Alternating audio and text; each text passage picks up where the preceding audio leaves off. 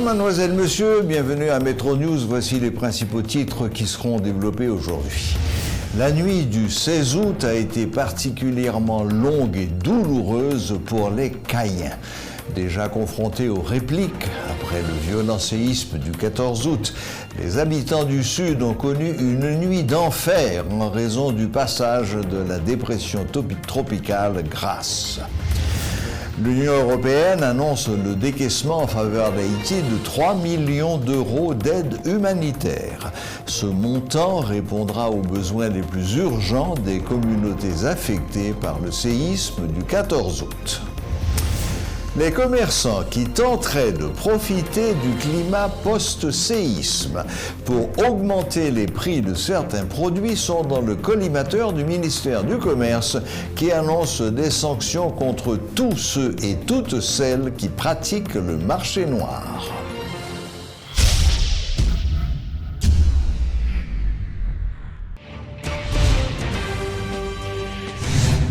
Comme nous l'avons dit en titre, la nuit a été difficile dans le grand sud du pays en raison du passage de la dépression Grace le long des côtes.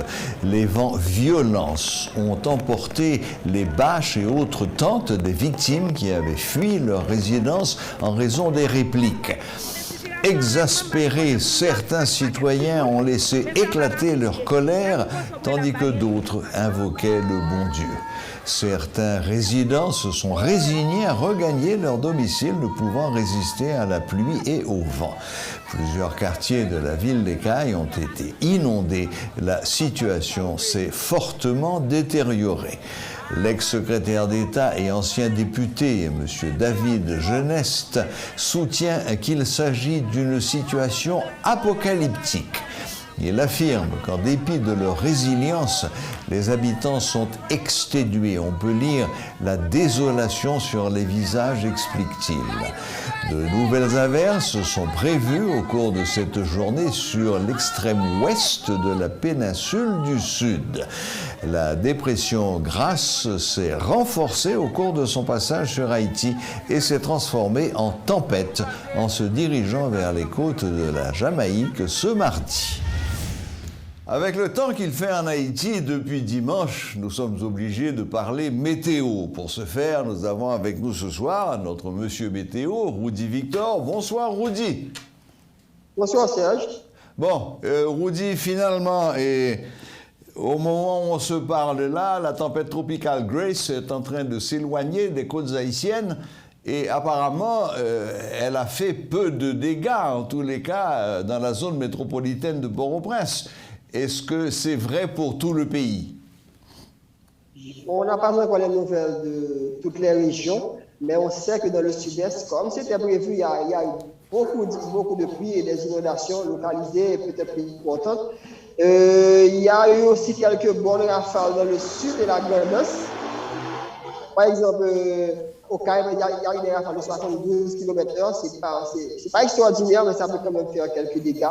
Donc, on peut penser que plus au sud-ouest, les zones de Tiburon, Chardonnay, etc., qui étaient un petit peu plus proches de la trajectoire, etc., il y a eu peut-être un petit peu plus de problèmes, surtout avec les habitations légères et puis les plantations probablement. Oui, ça, d'autant plus regrettable que cette région venait de subir de plein fouet un tremblement de terre de 7,2. Exactement. C'est ce qui est le plus embêtant, on doit dire. Bien sûr, bien entendu.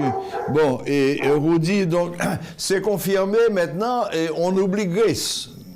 Grace finale. Pas totalement pour l'extrême ouest de la précipitation, parce qu'il y a toujours des cellules pluvieuses qui sont en train de remonter, il y a quelques rafales. Mais dans l'ensemble, ça s'améliore graduellement et on a un de nos amis qui arrive là, la boule de sable du Sahara. Il y a un gros épisode, des épisodes de ce type sont assez rares à cette période de l'année, qui va un petit peu nettoyer l'atmosphère, si vous voulez, puis nous permettre d'avoir un peu plus de soleil. Ce ne sera pas trop mauvais pour les gens qui sont là-bas avec tous les problèmes qu'il y a dans le sud du pays. Oui, parce qu'ici à Port-au-Prince, où évidemment le temps est encore un peu gris aujourd'hui, on sent que la pluie menace, mais on ne peut pas dire qu'on a été frappé. La nuit d'hier a été parfaitement calme, sans vent, sans pluie, sans rien du tout. Il faisait frais, il y a eu un peu de pluie. Il faisait presque froid. Oui, parce qu'il n'y a pas eu beaucoup de soleil, on a eu de la pluie tôt dans la matinée, dans l'après-midi, et du vent, un peu de vent également, un peu de vent, ça dépend de l'endroit où vous étiez. Par exemple, sur l'aéroport international de Port-au-Prince, on a enregistré une rafale de 65 km/h. Wow. C'est pas mauvais, c'est la vitesse des vents de Grace, dans cette partie du pays. Donc, il y a eu du vent, par endroits, surtout en plaine. Et de la pluie, parce que chez moi, j'ai eu à peu près 37 ou 38 mm de pluie. C'est pas extraordinaire, mais c'est pas petit non plus. C'est quand même pas mal, oui. Oui. Bon, alors finalement, on décide qu'on laisse Grace partir, mais maintenant, il faut commencer à surveiller Henry. Henry ne nous concerne pas vraiment, puisque Henry s'est formé un peu au sud-ouest des Bermudes. Henry va redescendre un petit peu vers le sud, puis remonter vers le nord. Soit, probablement sur l'Atlantique, les menaces sur la côte des États-Unis, parce que c'est minime. Puis, on n'a rien vraiment à se mettre sous la dent, si vous voulez, en parenthèse, parce que les conditions vont devenir un petit peu hostiles sur l'Atlantique durant peut-être les quelques jours à venir, avec la brume de sable du Sahara qui sera sur la région. Comme je l'ai dit, ce n'est pas normal dans cette période de l'année d'avoir un si robuste épisode, mais je pense qu'après cela, ça va recommencer. Il faut noter quelque chose, Serge. Nous avons été touchés, affectés par 3 systèmes, Elsa, Fred, Grace. 3 lettres de l'alphabet qui se suivent, un petit peu comme en 2008, vous vous souvenez, Faye, Gustave, Anna. Oui, absolument. Bon, alors, donc, si j'ai bien compris, on oublie Grace, Henry Pokosubonu. Est-ce qu'on peut s'attendre à une période de calme et de retour au grand beau temps? Oui, cette semaine-là sera plutôt calme sur l'Atlantique, je pense, avec un beau temps de parenthèse, parce que lorsque la brume de sable du Sahara, je vais pas parler de beau temps parce qu'il y a des particules de poussière qui peuvent gêner certains, c'est pas tout à fait un beau temps, mais je pense que d'ici la semaine du 22-23, je pense que les activités cycloniques devraient reprendre sur l'Atlantique. Ça devrait reprendre sur l'Atlantique à la fin? Disons vers la fin de ce mois, parce qu'on s'approche du pic de la saison qui est le 10 septembre. Oui, bon, ok, je préfère ne pas avoir entendu ce que vous avez dit là, parce que... Bon, eh bien, Rudy, merci beaucoup, merci de ces moyennement bonnes nouvelles. Heureusement, Grace n'a pas été trop méchante quand même, sauf pour le Sud, déjà très affecté. Donc maintenant, vous me dites que Jérémy peut encore être menacé. Il y a les cellules pluvieuses qui sont en train de remonter, qui sont associées à la circulation de Grace, qui peuvent apporter encore quelques pluies. Mais je ne pense pas qu'il y aura des choses extraordinaires parce que la tempête s'éloigne tout en se renforçant. Ce sera peut-être le premier cyclone d'importance depuis le début de la saison. C'est ça, oui, parce que là, en effet, les nouvelles disent qu'il gagne en force et qu'il va probablement atteindre le niveau de cyclone de catégorie 1 rapidement. Peut-être plus. Oui, d'accord. Bon, eh bien, merci Rudy. Et puis, on garde le contact, parce qu'il faut garder un œil sur le ciel. Et quand on regarde le ciel, on pense à Rudy Victor. Ne vous inquiétez pas, je suis chaud là-bas. Ok, merci Rudy, bonne fin de soirée. À vous aussi.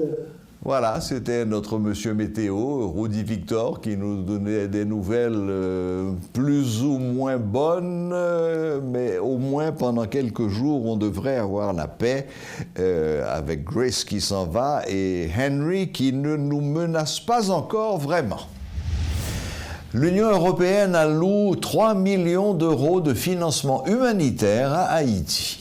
Il répondra aux besoins les plus urgents des communautés affectées par le séisme du 14 août. Janez Lenarčič, commissaire chargé de la gestion des crises, a déclaré, je cite, « Des besoins humanitaires urgents font suite au tremblement de terre dévastateur de magnitude 7.2 qui a frappé Haïti. L'Union européenne mobilise rapidement son soutien à ce pays déjà extrêmement fragile où les ouragans et les fortes pluies aujourd'hui aggravent encore plus la situation désastreuse. Le tremblement de terre frappe à un moment où la pandémie de Covid-19 et l'escalade de l'insécurité constituent déjà une menace pour le pays. Nous sommes prêts à fournir une assistance supplémentaire. Pour garantir l'intervention la plus rapide possible, les fonds de l'UE seront mis en œuvre par des partenaires humanitaires déjà actifs dans la réponse d'urgence et soutiendront et renforceront leur capacité à fournir rapidement une aide humanitaire aux Haïtiens les plus vulnérables. Le financement répondra aux besoins les plus immédiats tels que la fourniture d'une assistance médicale aux hôpitaux locaux débordés, des services d'eau, d'assainissement et d'hygiène, des services d'hébergement et de protection pour les communautés les plus touchées et les plus défavorisées. La compagnie Accordia Shipping transportera gratuitement l'aide destinée aux sinistrés collectée en Floride. Un navire de la compagnie effectuera une rotation vers Miraguane au cours de la semaine pour déposer cette aide qui sera mise à la disposition des autorités locales. Le ministre du Commerce annonce qu'il sévira avec la dernière rigueur contre tous les commerçants qui tenteraient de profiter du climat post-séisme pour augmenter les prix de certains produits sur le marché local. Lors d'un point de presse ce mardi, le titulaire du ministère a mis en garde ces derniers. Ricardin Saint-Jean promet de protéger et de faire respecter le droit des consommateurs. Ministère Commerce a voyé une mise en garde by tout entrepreneur, tout commerçant qui t'a voulu profiter de situation désastreuse que nous connaissons pour profiter monter prix produits.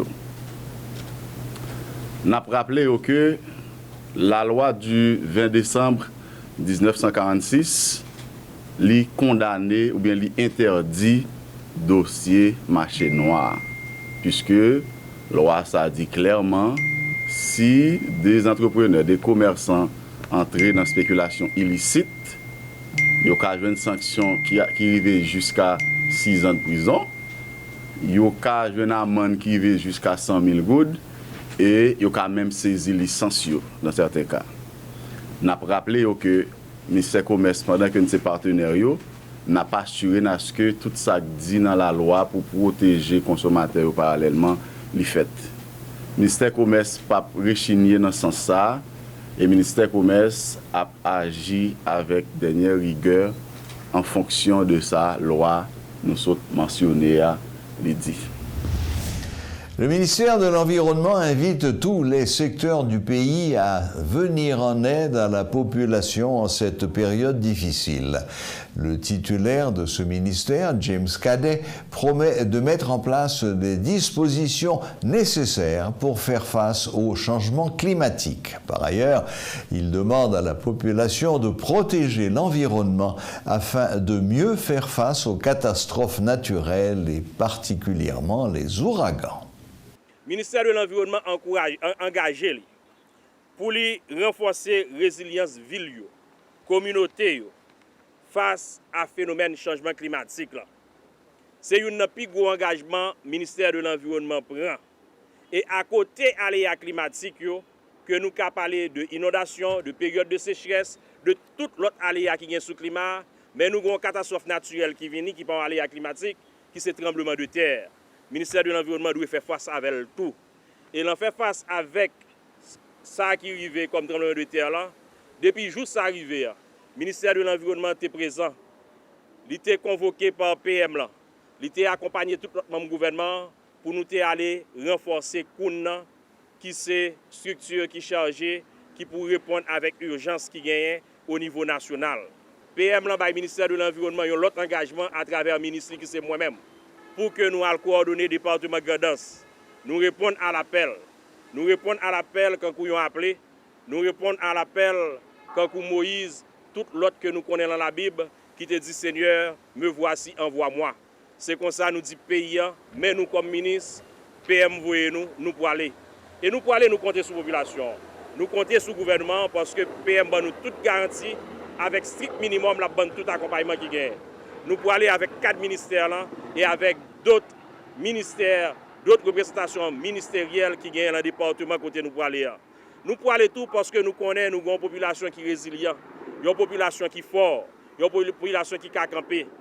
Je me rappelle que un partenaire qui te dit moi au lendemain le match où est passé, il dit que le pas qu'à comprendre qu'ils ont un peuple résilient comme ça.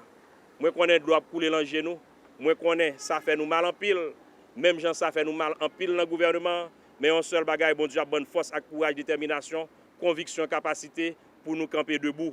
Faut que nous debout, faut que l'environnement debout, faut que nous avancer. Bien avant tremblement de terre là et n'a continuer faire le tout pendant tremblement de terre là, c'est continuer travail avec tous partenaires nous. Nous rencontrer en pile partenaires là pour nous et m'pas vle citer nos partenaires pour m'pas jamais fini mais ça me rencontrer déjà la presse connaît qui ban nous moyo. Nous rencontrer avec ambassadeur Taïwan, nous rencontrer avec le PNUD, nous rencontrer avec FAO représentant le PNUE. C'est des partenaires privilégiés du ministère et d'autres rencontres que nous gagnons pour nous faire encore. Nous rencontrer avec responsables USAID. C'est des engagements qui prennent pour nous faire front commun, pour nous faire face avec sa pays, trouver là-dedans et pour nous sortir pays côté lié.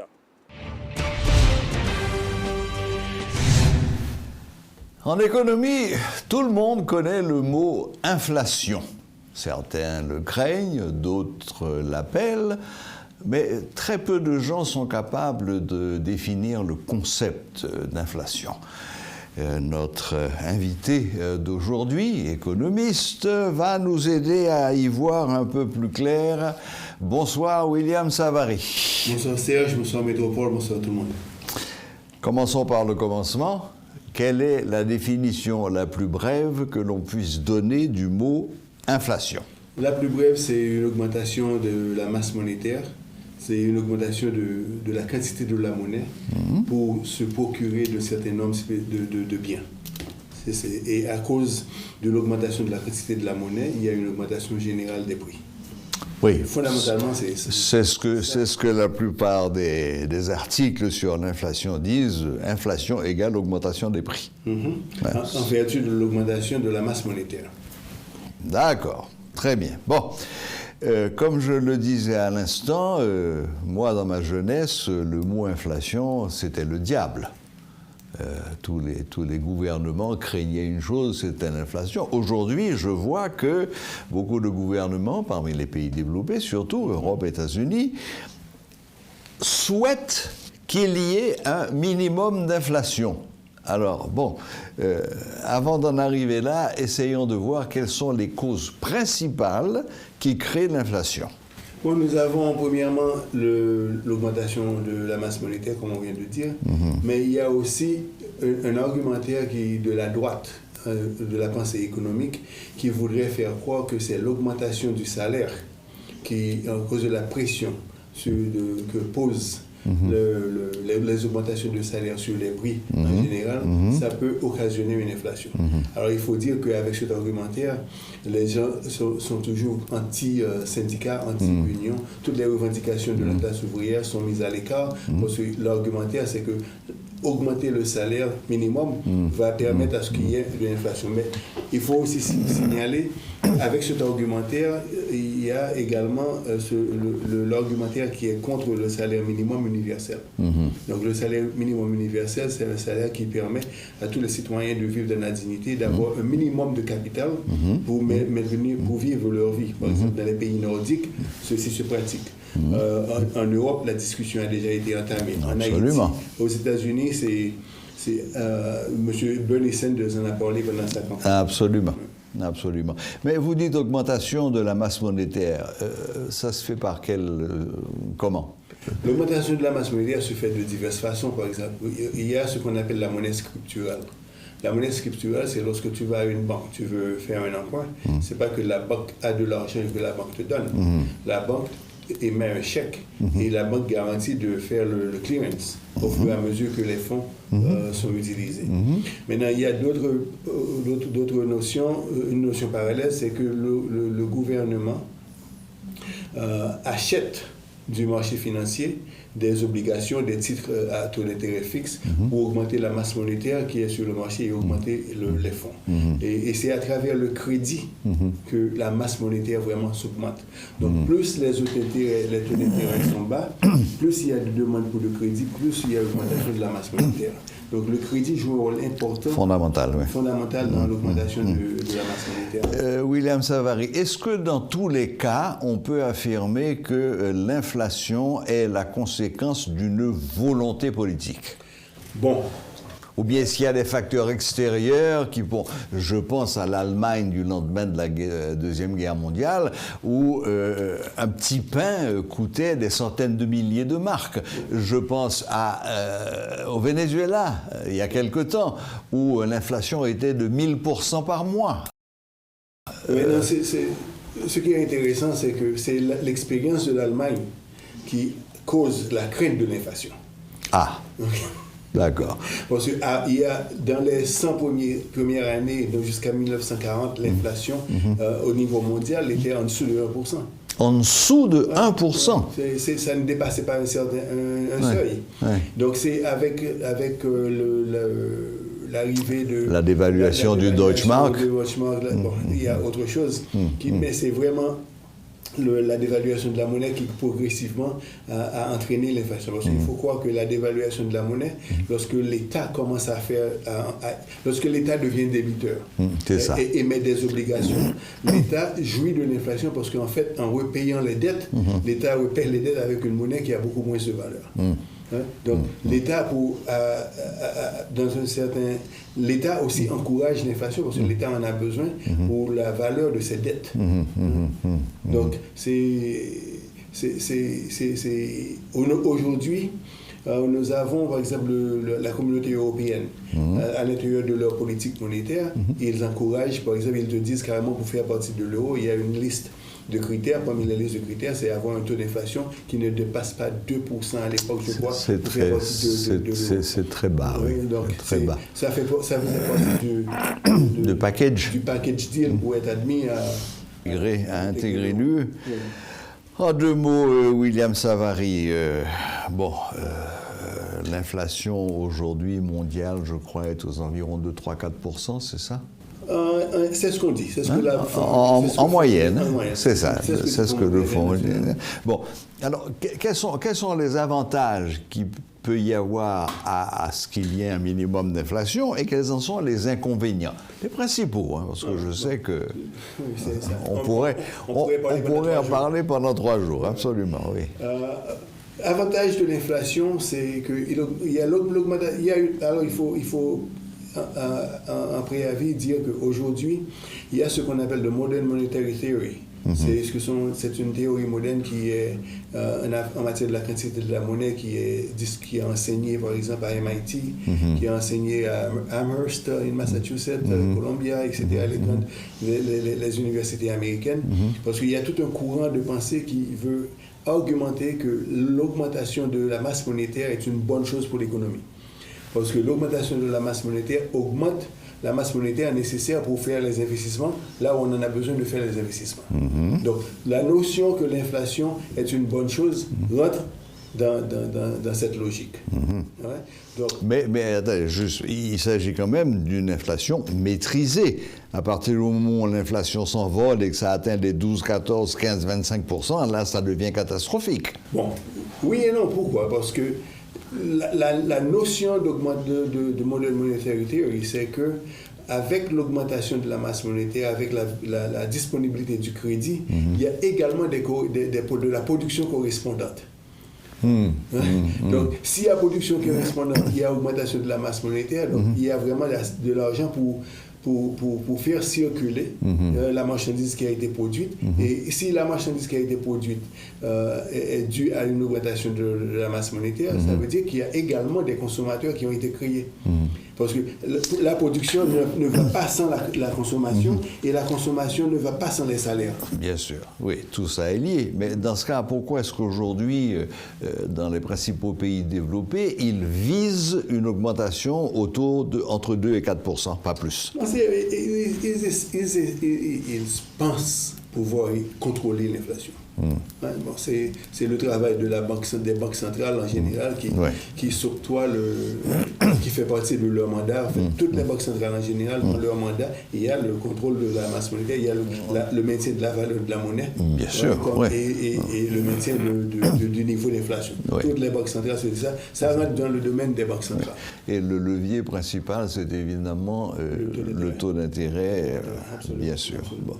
Rapidement pour finir, une fois que l'inflation commence à déraper, à s'envoler et à ne plus être contrôlée, quels sont les outils que les autorités monétaires ont pour lutter contre ces dérapages? Je dois vous rappeler qu'il y a le président Carter, le président Ford.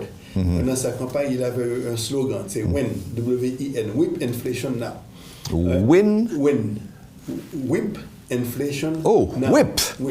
Ah. Ouais, c'est ça. Maintenant, ce qui est intéressant, c'est que pendant cette période, il y avait un taux d'inflation aux États-Unis qui était effectivement hors de contrôle. De contrôle, oui. Et la politique il y a M. Volcker, alors qui a été sélectionné comme un des grands gouverneurs de la Fed. Qui a été nommé gouverneur de la Fed et qui avait appliqué une politique monétaire restreinte et avait augmenté les taux d'intérêt jusqu'à 18%, je crois, pour permettre à ce que pour réduire la consommation dans le système. Parce qu'à ce moment-là, il valait mieux comment dirais-je, diminuer la masse monétaire, donc il valait mieux épargner que de dépenser. C'est ça, parce qu'à l'époque, une hypothèque aux États-Unis se sillonnait autour de 19-20%. Mais sur les comptes, les dépôts à terme, on pouvait aussi gagner 14-15%. Absolument, si c'était le minimum. À l'époque, sur les government bonds. Les government bonds. Les comptes d'épargne. Effectivement, je m'en souviens. Mais donc, c'est vraiment le taux d'intérêt. C'est ça. Comme levier qui est utilisé dans la politique néolibérale. C'est ça. Okay? Mais normalement, si que l'argumentaire de la modern monetary theory, si l'augmentation de la masse monétaire correspond à une augmentation équivalente de production, on laisse filer. On laisse filer. Bon, William, on pourrait parler pendant des heures encore. C'est une question extrêmement vaste et extrêmement complexe, finalement. Bon, on va arrêter là pour aujourd'hui. On a fait la classe... On a effleuré, on a fait le 100. Et puis, bon, peut-être qu'une autre fois, on choisira un angle précis et on développera un petit peu plus cette question d'inflation. Absolument. Merci beaucoup, William. Bonne fin de journée. Merci, Serge. Voilà, c'était William Savary, économiste et fondateur de la Haiti Stock Exchange, qui nous faisait une brève introduction à ce qu'est l'inflation. Voilà, la boucle est bouclée. Merci de nous rester fidèles et à la prochaine, même heure, même chaîne.